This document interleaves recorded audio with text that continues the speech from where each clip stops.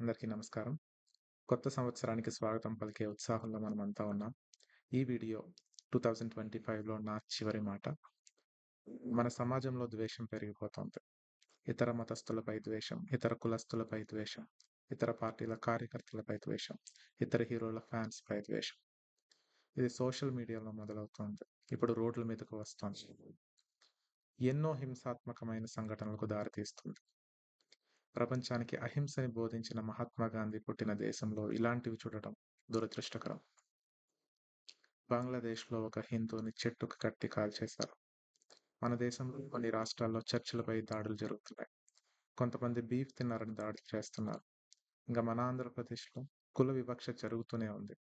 కులాన్ని మిస్‌యూజ్ చేస్తూ అమాయకులపై కేసులు కూడా పెరుగుతూనే ఉన్నాయి. ఇతర పార్టీ వాళ్ళని రప్పా రప్పా నరుకుతారంట. రక్తాభిషేకాలు చేస్తున్నారు నాయకులకి. ద్వేషం ఏ రూపంలో ఉన్నా మంచిది కాదు. మీ బాధ నిజం కావచ్చు. కోపానికి కారణం ఉండొచ్చు. ఇతరులతో విభేదాలుండొచ్చు. కానీ బాధలతో ద్వేషం పెంచడం తప్పు. అభిప్రాయ భేదాలతో హింసకి పాల్పడటం నేరం. ఇది మన గురించి మాత్రమే కాదు. మన పిల్లల గురించి, తర్వాత తరాల వారి గురించి. ఒక్కసారి ఆలోచించండి. ఈరోజు మనం అరుస్తున్న మాటలు, రేపు వాళ్ళ నినాదాలు కావచ్చు. ఈరోజు మనం కొట్టుకున్న కారణాలు, రేపు వాళ్ళ యుద్ధాలకు దారితీయొచ్చు. మనం వాళ్ళకు ఎలాంటి సమాజం ఇవ్వాలన్నది మన చేతుల్లో ఉంది.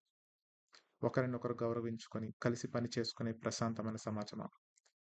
లేదా ఒకరినొకరు తిట్టుకుని, కొట్టుకుని, చంపుకునే సమాజమా? మార్పు పెద్ద పెద్ద సభల్లోనే కాదు. చట్టాలతో మాత్రమే కాదు. మన మాటలతో మొదలవుతుంది. వ్యతిరేకించండి, ప్రశ్నించండి, విమర్శించండి, వాదించండి. కానీ ద్వేషించకండి.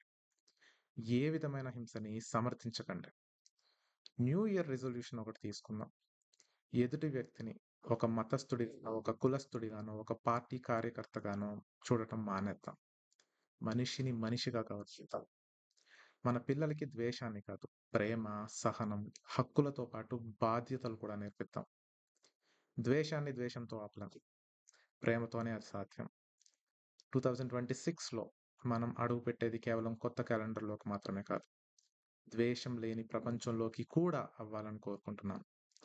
I wish you all a very joyful, peaceful, healthy and a safe new year. నేను Sunny Raj. I'm an advocate, reformer, activist and an educator.